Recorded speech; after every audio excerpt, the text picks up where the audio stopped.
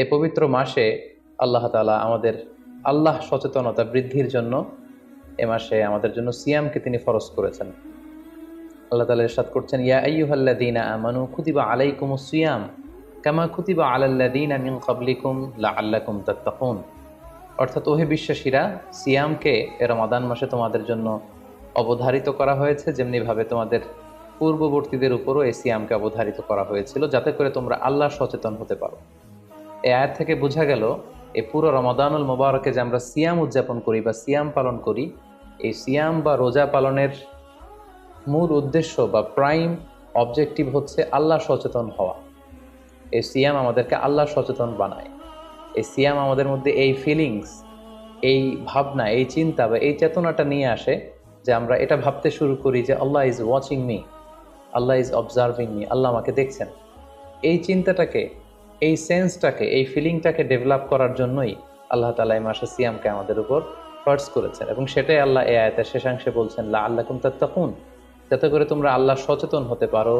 যাতে করে আমরা যখন সিয়াম পালন করি, আমরা তখন ক্ষুধার্ত, আমরা তৃষ্ণার্ত, ঘরের ভেতরে আমরা চাইলে, কেউ নেই, কেউ আমাকে দেখছে না, আমি চাইলেই খেয়ে ফেলতে পারি, আমি চাইলেই কিন্তু পান করে আমার তৃষ্ণা মেটাতে পারি, কিন্তু আমি খাচ্ছিও না, পানও করছি না, কারণ আমি এটা ফিল করি যে কেউ দেখে না কিন্তু আল্লাহ দেখে।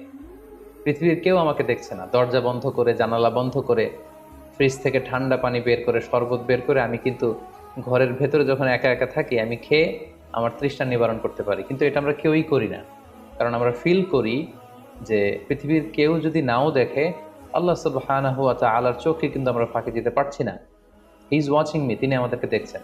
তাহলে সম্মানিত দিনী ভাই এবং বোনেরা, এই সিয়াম আমাদের মধ্যে আল্লাহ কনসিয়াসনেস, আল্লাহ সচেতনতা, এটা ডেভেলপ করে। পাশাপাশি সিয়ামের মাধ্যমে আমরা আমাদের প্রবৃত্তির উপর নিয়ন্ত্রণ অর্জন করি। গোটা বছর প্রবৃত্তি আমাদেরকে নিয়ন্ত্রণ করে, সারা বছর প্রবৃত্তি আমাদের উপর জিতে, আর আমরা এই রমাদান মাসে প্রবৃত্তির উপর জয়লাভ করি।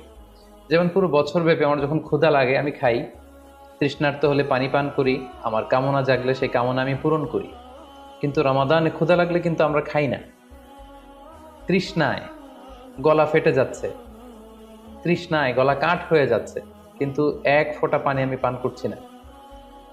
সিয়াম পালন করা অবস্থায় দিনের বেলা আমরা যারা বিবাহিত, আমাদের স্ত্রীদের সাথে অন্তরঙ্গ মুহূর্ত আমরা কাটাচ্ছি না।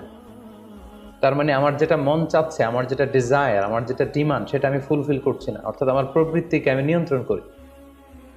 তাহলে সিয়াম পালনের মাধ্যমে প্রবৃত্তিকে কিভাবে কন্ট্রোল করা যায়, প্রবৃত্তিকে কি করে নিয়ন্ত্রণ করা যায়, এটা আমরা শিখি।